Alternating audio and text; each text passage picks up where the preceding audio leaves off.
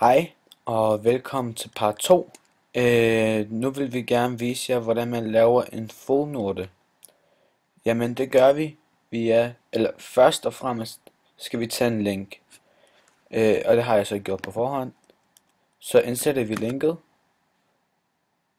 Og så går vi her, og så trykker vi footnote. Og så går vi her og trykker endnote. Og så derfra, så har vi lavet en fodnote. Og nu vil vi gerne vise jer, hvordan man laver en reference. Det gør man blandt andet ved at, nu kan man vælge hvilken slags type reference man vil lave. Hvis vi tager for eksempel APA, så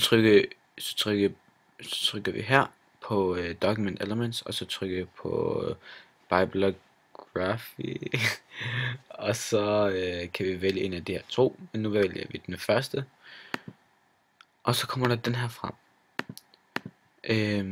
Og faktisk så kan vi ændre på selve stilen her, som vi vil.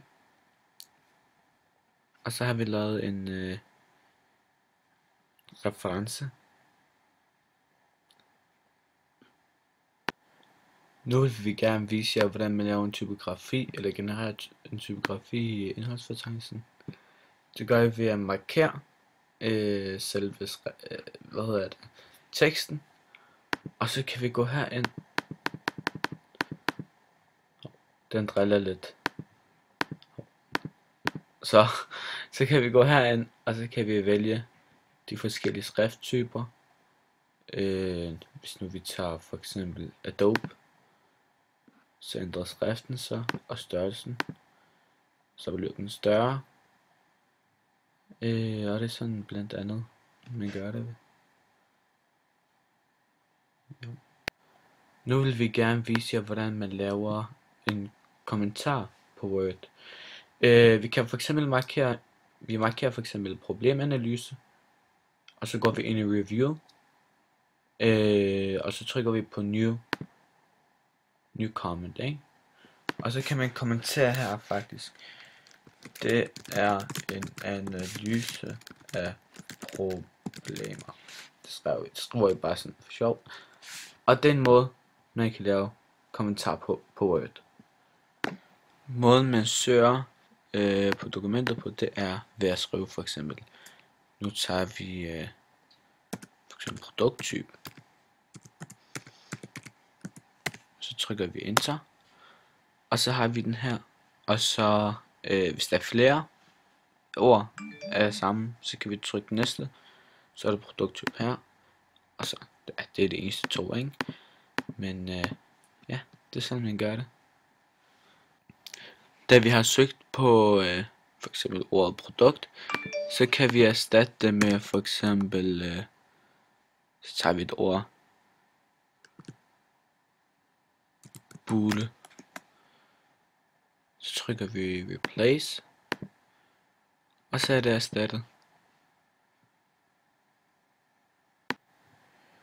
Måden man laver kolonner på, det er blandt andet at gå ind i tables, og så gå ind i new, insert tables, og så står der initial column with.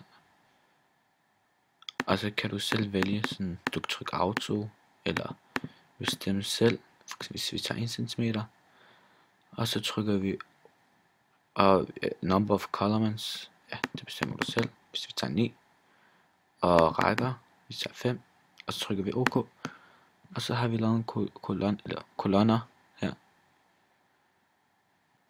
Måden vi laver en udregning på via formler, det er for eksempel i A1, og trykker og skriver 3, og B1, hvor vi skriver 8, og så går vi ind i fx, hvor vi skriver er lige med sum, og så parentes start, og skriver A1 plus B1 parentes slut, og så får vi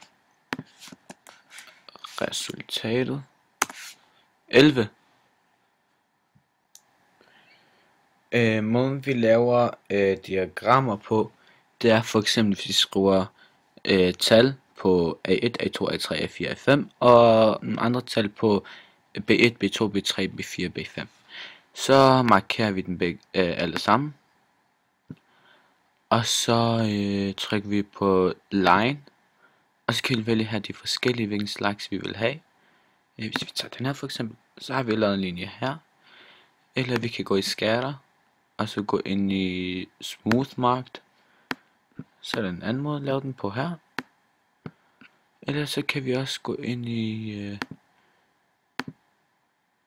line igen, og vælge bare det normale, så ser den sådan her ud.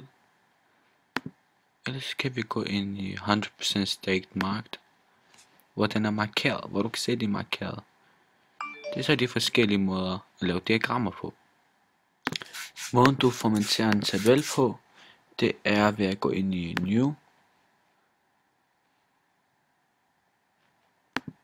Det er ved at gå ind i tables, og så new. Og så har du lavet en tabel her, og du kan gøre den endda større, så stor som du vil. Og så kan du formatere den. Jeg trykker OK. Driller den lidt. Så kan du formatere den ved at trykke auto row height eller row height. Du bestemmer selv. Hvis vi siger 5, så bliver den meget større. Eller hvis du siger height row, så er den gemt. Det er måden du formaterer den på. Måden du skifter skriften på Excel, det er for eksempel, der går du heroppe i home, og så trykker du på de her forskellige skrifttyper. Hvis vi tager